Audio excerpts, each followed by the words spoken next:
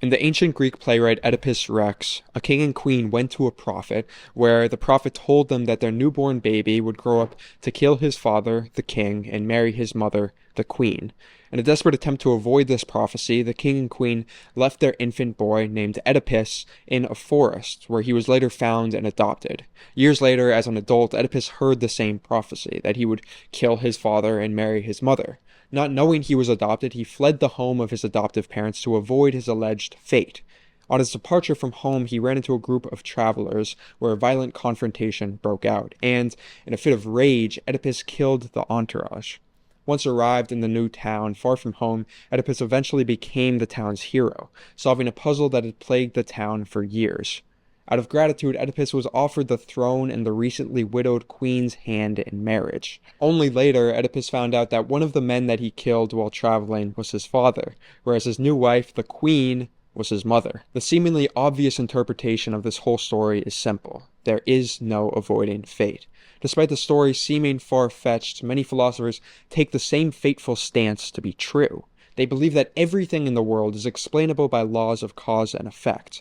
If we had a complete understanding of causes and effects, we could, in theory, anticipate the future with certainty, as it would be predetermined. By this view, we've all had a fate long preceding our birth. We just don't know what fate beholds. It's important to note that a philosopher with this view is likely to think that all mental states, be it thoughts, emotions, beliefs, or desires, are themselves reducible to physical events. A thought is merely a particular neural firing in the brain, a physical event which, like any other, is subject to determination by physical causes. Therefore, according to this view, which is called determinism, everything from the last thought that came into your head, to your present emotional state, to what you ate for breakfast was determined by some prior cause. It goes without saying that, according to determinists, we aren't free in any meaningful sense of the word.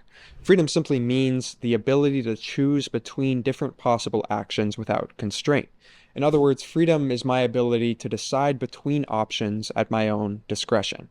As an example, you may think that you're free when deciding what clothes to put on in the morning. I'm sure it seems like you could have put on another shirt today, and it would be bizarre to say that you couldn't have chosen a different shirt, let alone to say that you wearing that particular shirt happened with the same necessity as, say, this ball falling when it's dropped. However, this is the exact claim that the determinists make. No matter how it may seem, you could not have worn another shirt. Likewise, you couldn't be doing anything besides watching me talk about determinism, and whatever thought you think next is necessitated by the chain of causality of the universe. This is counterintuitive. Our felt sense that we are free is undeniable. Likewise, it's impossible to deny that we treat our own actions and those of others as though they were freely chosen. For example, we think that people are responsible for their actions such that they deserve punishment if they act badly and reward if they act well. Likewise, when in complex scenarios, it seems that we have to deliberate about how to act. An action won't just happen. We need to choose one option with our freedom and then act accordingly. If we judge ourselves as having made a mistake, we wish we could have acted differently, as though this were a genuine possibility. From the small choices like what to eat for breakfast and what outfit to wear, to the life-defining ones like what career to pursue and who to marry, our choices seem to define our life. In addition, right now, the world seems wide open with options. I could do this, I could spend the rest of the video yelling at the camera. So why would anybody deny free will? Clearly, the case against freedom is an uphill battle. To deny freedom would amount to deny not only what appears to make us human, but one of the most immediate certainties of experience. Such a radical claim as denying freedom would have sweeping and sometimes terrifying implications for our lives. If you enjoy your experience of freedom, now is the time to say sorry. Or do I even have to say sorry if I didn't choose to do this? Anyways, before continuing, if you enjoy videos like this that make philosophy accessible without dumbing it down, I'd really appreciate it if you take a few seconds of your day to like this video and subscribe to my channel. It really helps small YouTubers like me who are just starting out. So I appreciate it. Let's get back to the video. Unfortunately for free will, there are more arguments against freedom than I can realistically count. But luckily for us all, I'm just going to explain one. This argument is pretty simple, and I'm going to explain each step slowly and carefully so that hopefully nobody gets lost. The structure of this argument applies a basic logical principle to the question of free will. The logical principle at hand is P or not P. What does that mean? P is a variable, like x in math, meaning it stands in for something. But rather than standing in place of an unknown number, like x in algebra, P takes the place of a proposition. In other words, P is just taking the place of a statement. Now, to say P or not P is just to say that for whatever proposition is in place of P, that proposition is either true or false. P is true or P is false. Now, you can put any proposition in place of P. The main point is that for any proposition, it can either be true or false. While we may not know because of our own human limitations whether a proposition is true or false, it is nonetheless one of the two. I hope you're following, because now we're going to apply this logical principle to the question of actions and causes to see if they can be freely chosen. Let's insert for P the following proposition. Behavior B was caused. Now, what specifically behavior B is doesn't matter for our purposes. Behavior B could be watching YouTube, taking a nap, going to the gym, or anything else. If it helps you to understand, feel free to pause this video and choose an action that seemed free to substitute in for behavior B. So when we put this proposition into the logical principle P or not P, we get the following. It is either true or false that behavior B was caused. The next step of this argument examines each option, P or not P. The idea here is that if freedom is shown to be impossible, regardless of the truth or falsity of the proposition behavior B was caused, then behavior B could not be free. In other words, there are only two options regarding whether an action was caused. Either it was or it wasn't.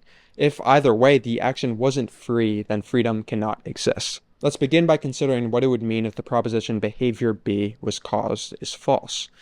If it's false that behavior B was caused, then there is no cause, which is to say nothing, to control what behavior B is. If nothing controls what behavior B is, then behavior B as a spontaneous, uncaused occurrence is utterly random. I'll say that again.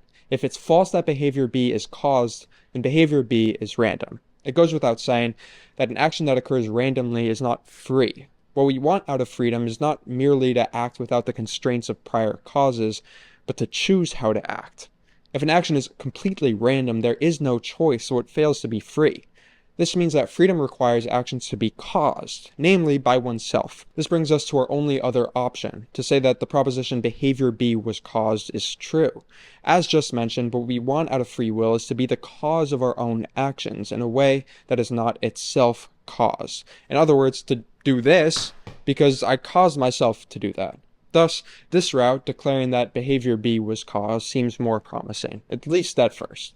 The concern here is that declaring that I caused myself to do a certain action, like throwing the ball at the wall, simply pushes the problem back, because now you can simply insert the cause of my behavior, let's call it cause 1, into the original proposition and logical principle. This brings us to, it is either true or false that cause 1 was caused. At this point, you might start to see where this is all heading. As with before, if the cause of an action was not caused, then it was random, in which case it cannot be free, and whatever it causes to is not free. If, on the other hand, cause number 1 was itself caused, let's say by cause number 2, then we can ask whether cause number 2 was caused or random. This retracing of causes could literally go on to infinity, and the options for prior causes never change. This means that at every level of causation, the only logical possibilities for whatever occurs are that behaviors are completely random, or that they're predetermined by prior causes. In other words, everything in our universe must be some combination of determination and randomness. It could be 100% determined with 0% randomness, or some more even mixture of the two. However, in this picture, there is no room for the free will to swoop in and be an uncaused cause.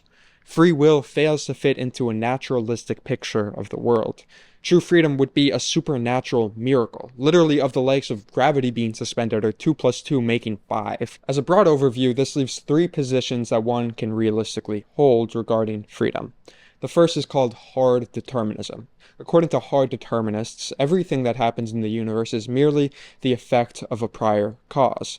This is to say that everything that happens is absolutely necessary. There are no other possibilities.